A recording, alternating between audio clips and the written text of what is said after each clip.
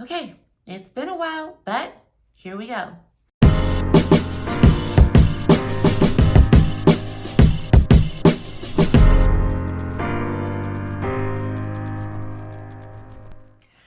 Hello, everyone, and welcome to Homeschool and Chill, the YouTube channel that seeks to alleviate your stress and anxiety about homeschooling. My name is Corinne, and it's been a while, as I said before, but we're going to dive in, and I'm going to show you what's been going on, update you on how things have been since I've had my little hiatus. There have been a million things that have been going on in our lives since I have stopped recording and keeping you guys updated and pretty much giving my tips and tricks and sharing what's been going on in my homeschooling experience to inspire you.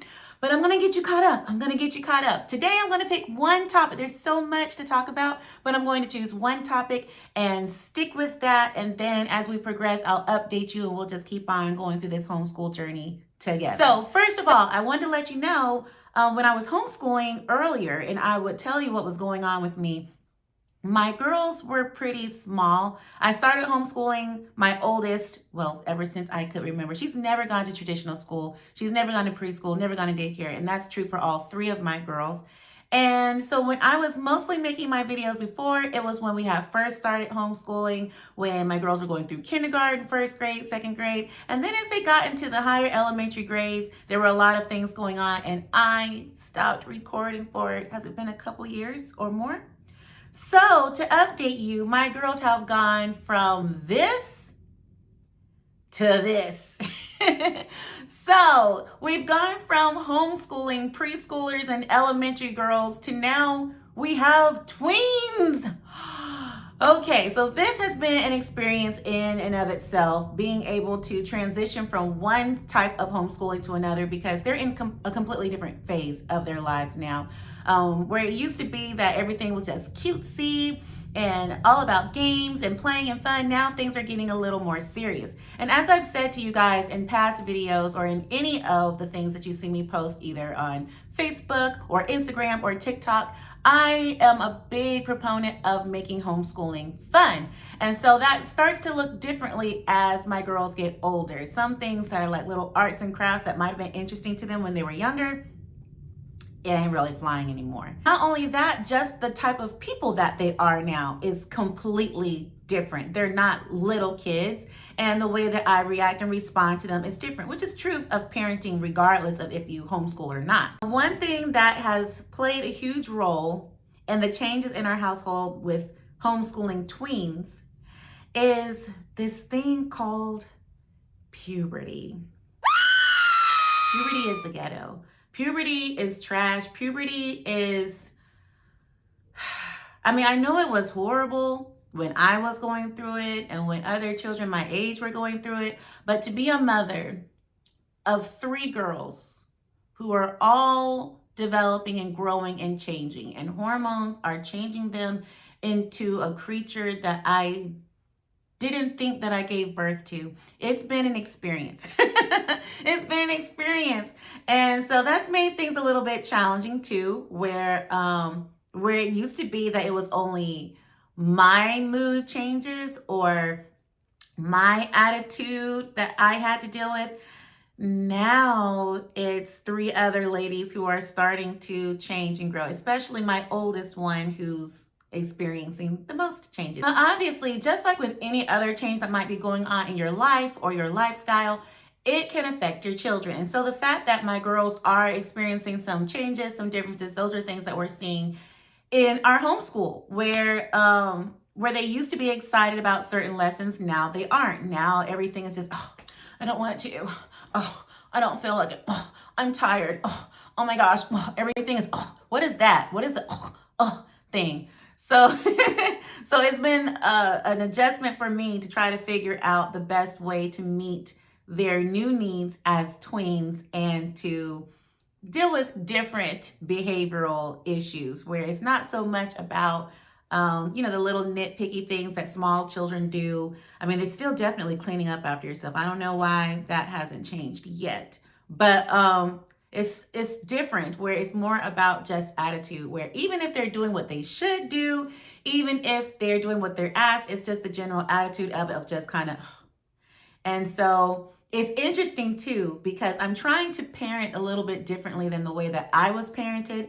I know there's a lot of criticism for gentle parenting, which gentle parenting does not mean permissive parenting. I'm not a permissive parent, but I don't know. I find myself somewhere in the middle, especially nowadays where my girls are a little older and more is expected of them. And I'm just like, what are you doing with your life? Why aren't you doing what I'm asking you to do?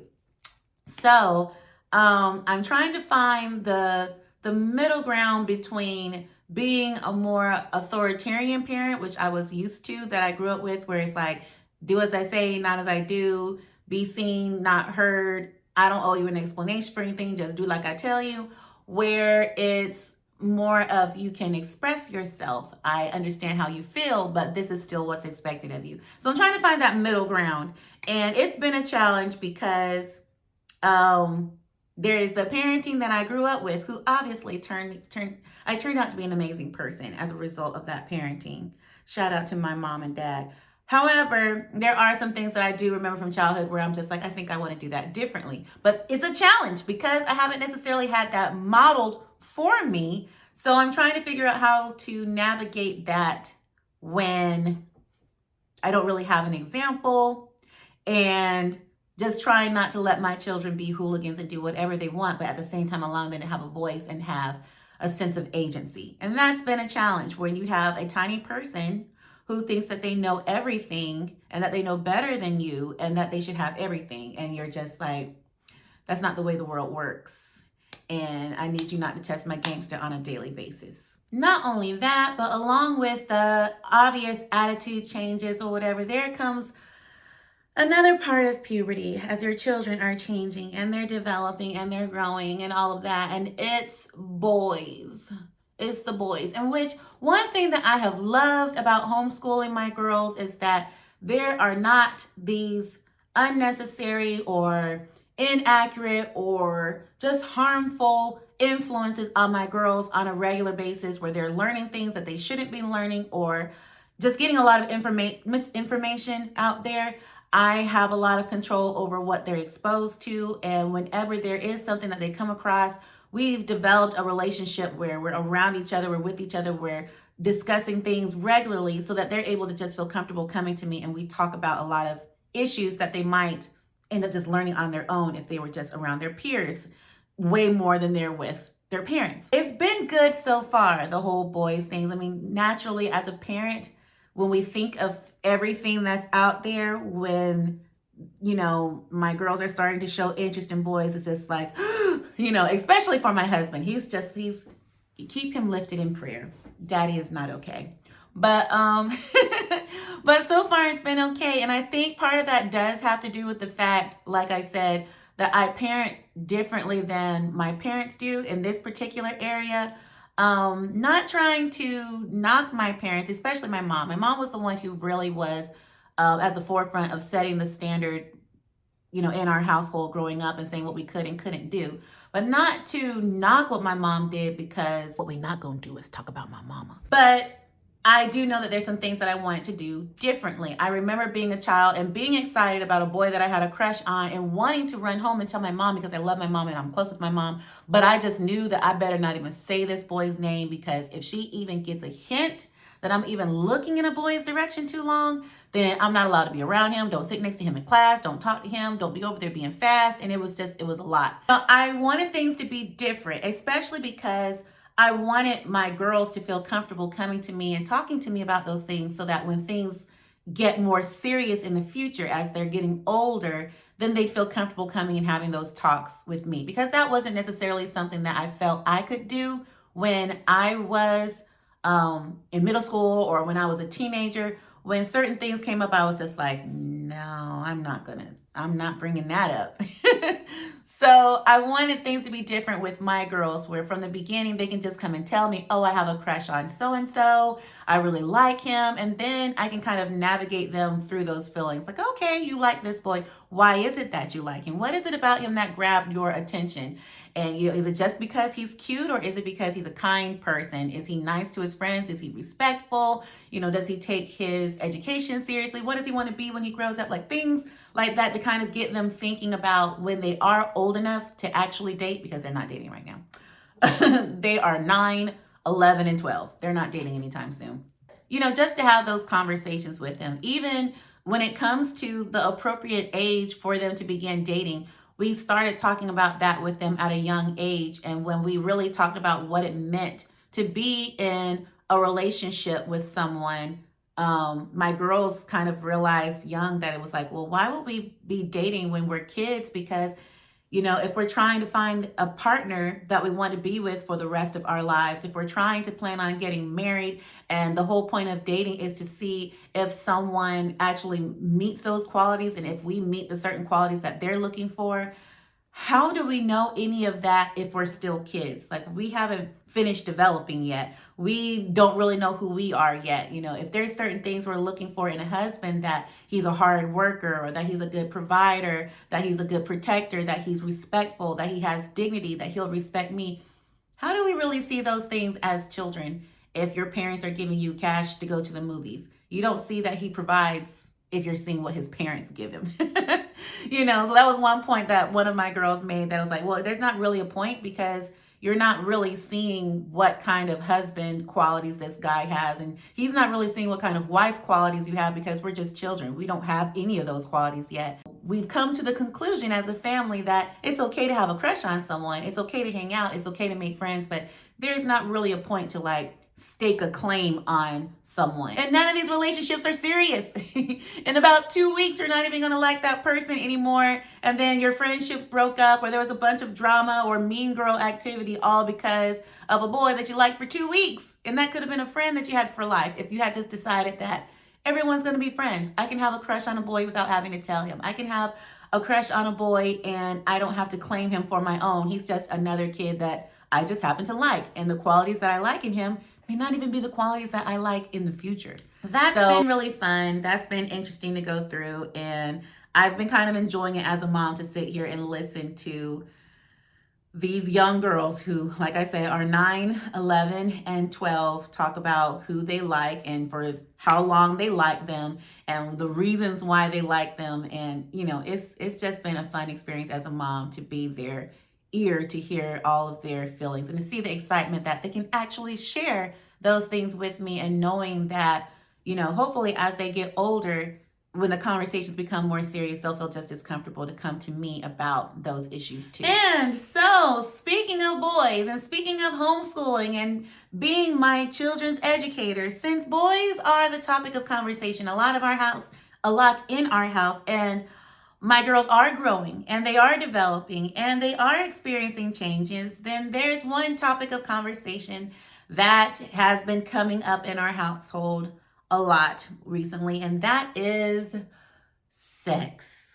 So we definitely had the talk. The way that we transitioned into having the talk with our girls, it started off when they were really small, where we were just giving them little bits of age-appropriate information. So what that looked like was, when they were really small, we did make them very aware of their bodies.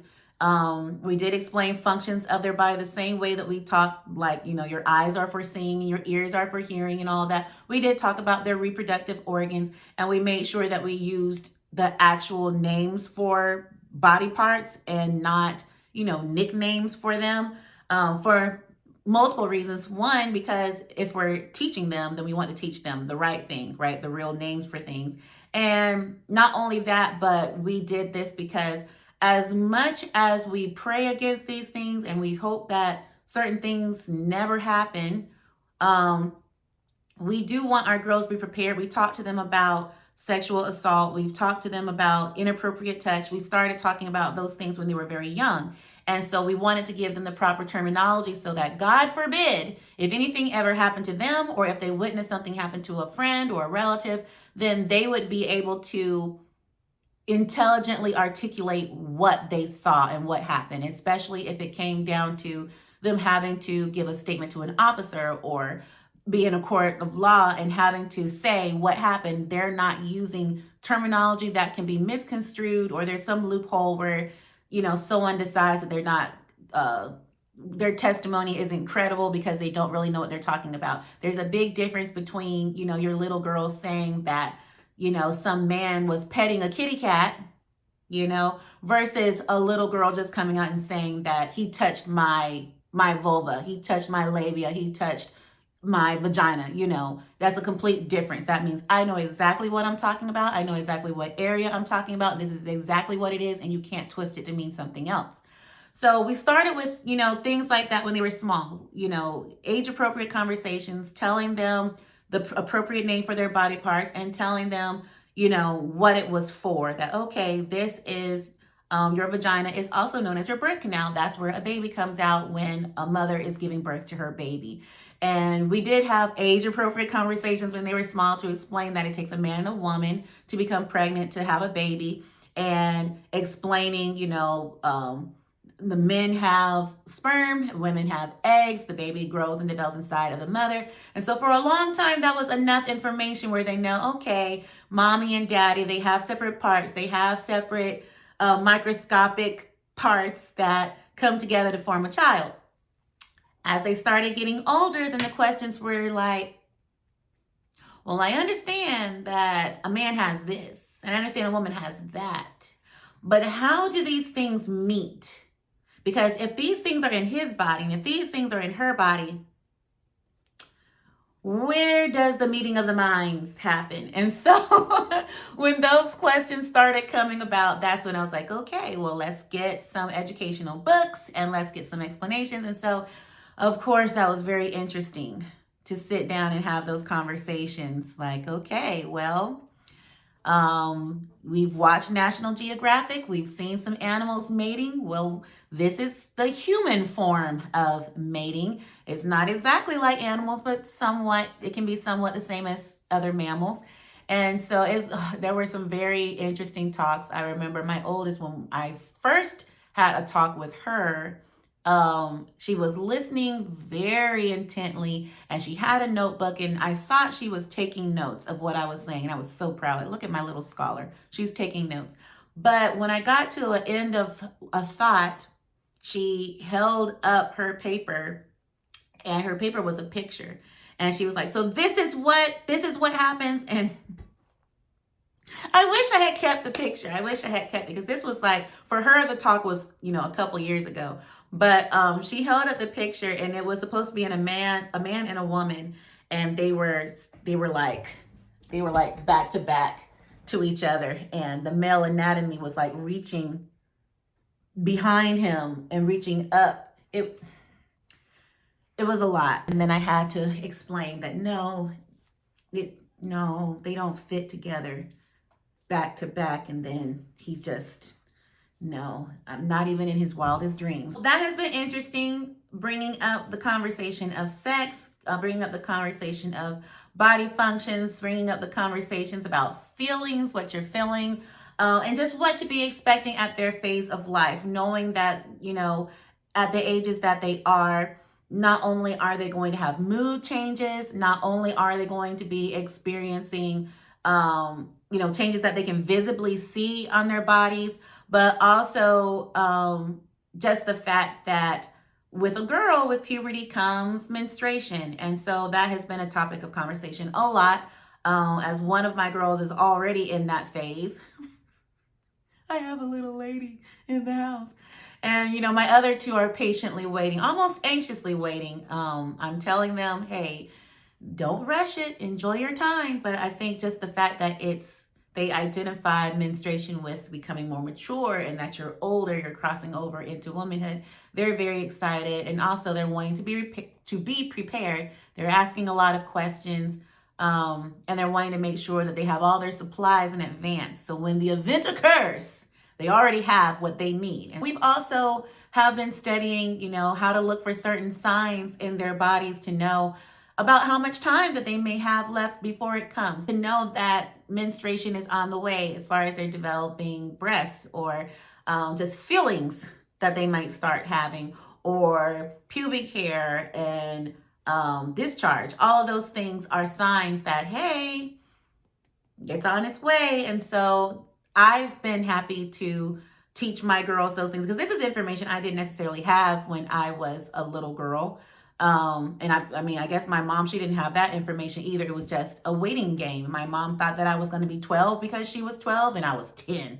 So, so anyway, my girls are paying attention to their bodies, which that's what I love about this too, is, you know, not just teaching them about sex because, oh, one day, you know, you're possibly going to have sex, but just them having a good education about their own bodies and learning to pay attention to their bodies, where they are paying attention, where they know, oh, I might only have a year left because these are the signs I'm seeing in my body. And according to, you know, most medical professionals, this is about how much time I may have left. I might have about a year left. Or, oh, I'm seeing this now, so it might just be 6 months to a year. I don't know. I might only have 6 months left, or it's been this long since I've seen this, so it could be any day now. So I love the fact that they're being aware of their bodies. They're learning to listen to their bodies, pay attention to their bodies, because that's something that they're going to need as they continue their journey as young women.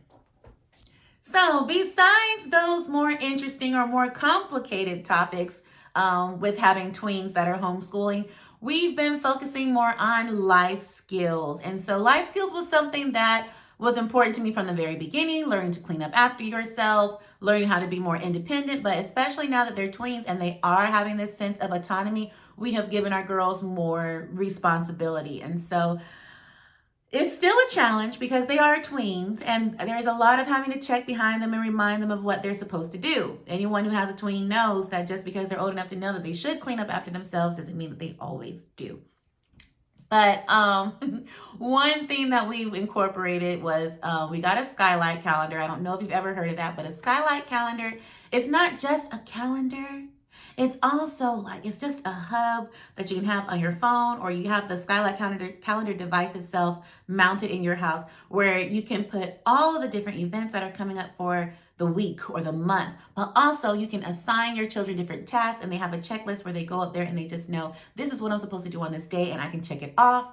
And I mean, it also has other cool functions up there, like you can put your recipes up there, you can plan out your meals, and it's all in one location where everyone that you give access to your family hub, they can all see what's going on. They know what events are coming up. They know what holidays, they know what parties that you're going to. They know who is supposed to go where. Like, you can color code everything with everyone's individual profile, so everyone knows, okay, this event is coming up, but this is only for the girls. We're dropping them off. Or this thing is coming up, but this is mommy's appointment. Or these are the days that daddy is working, you know, where he has to go to the fire station. Or all of that is really awesome. And so that has been a tool that I've used, where even though I do remind them, say, hey, make sure you check the skylight calendar, it feels like it's less nagging, it's less micromanaging for me to just say, okay, it's the afternoon, you need to check your afternoon checklist, and they can go and keep up with themselves, rather than me having to say, hey, did you do your chores? Did you read a book? Did you do this? Did you do that? Where I'm constantly telling them things, because they are at that age where, even though they need a lot of reminding, they don't like the fact that they have to be reminded. They don't like being told what to do. Us, you know, incorporating a skylight calendar has been that, where I'm just saying, hey, it's this time. I hope everyone's checking the calendar. And then they can go up there and then they make sure they do all the tasks themselves, where I'm not just constantly reminding them of things. And I mean, you don't necessarily have to have a skylight calendar to do that, because we all know money doesn't grow on trees. And so we have to decide what we're going to put our money on and what we're not. So you can very easily get your dry erase board and, you know, put up different events on your dry erase calendar board, or you can make different lists and have your children check them off. Get a dry erase board, make a list of things they're supposed to do for the day, and they just check it off with a marker. But anything, it just helps them to be able to have a sense of ownership of their own responsibilities. It gives them a sense of autonomy, but at the same time, it's you reminding them, because let's face it, as tweens, they still need that support in telling them, you need to do this. Okay, not only that, there's some things that I've noticed that I've had to change with homeschooling my girls as well. I've already mentioned earlier that my teaching style has had to adjust to them. My 9-year-old, she's still kind of like, cutesy, silly little kid stuff. My 11-year-old is hit and miss. She's 11, but if you've watched any of my older videos, you know that she is on the autism spectrum. She's considered high functioning autistic. And so she can go either way. Sometimes she still really likes, what would be considered little kid things, to keep her attention focused and so that she can have fun. But at the same time, she knows that she's 11 and she knows what looks like little kid stuff and what looks like big kid stuff. So it's kind of hit and miss with her, where sometimes we have to do the little cutesy fun stuff for her, but at the same time do some things that make her feel more mature. As far as my 12-year-old, she's going on 30 right now, 12 going on 30. And so most of the time, she's not about all the fluff. She does, if it has any hint of it looking like it's just little kid stuff, you've already lost her. And for the most part, in her homeschool journey, she has become very independent, where a lot of the time I don't even have to teach her her lessons anymore. If there's a video that can explain it, or if there's written instructions, if there's a teaching workbook that explains how to, especially in math, where it explains what to do and she can just read it and she knows how to do that skill, she pretty much teaches herself for the most part. So that's been very interesting too, to see her take ownership of her own education. Okay, so that's basically how things have been. My girls have been growing, a whole lot of growing going on, a whole lot of changing. Our homeschool has changed because we don't have little kids anymore. Everybody is growing up. And so that's basically what's been going on. There's more that I can explain and go in detail about some changes and things that have been going on that have kind of kept me from recording as much as I would have liked. I'm saying as much as I would have liked if I was recording at all. What has stopped me from recording, period, for a very long time.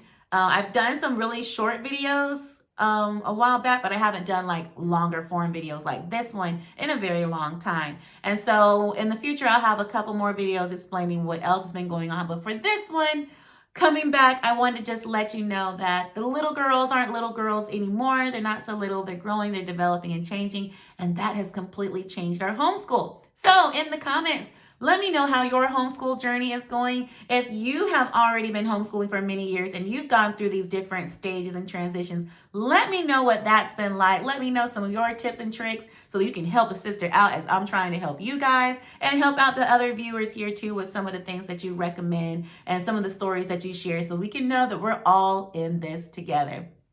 Well, I will see you next time. Goodbye, loves.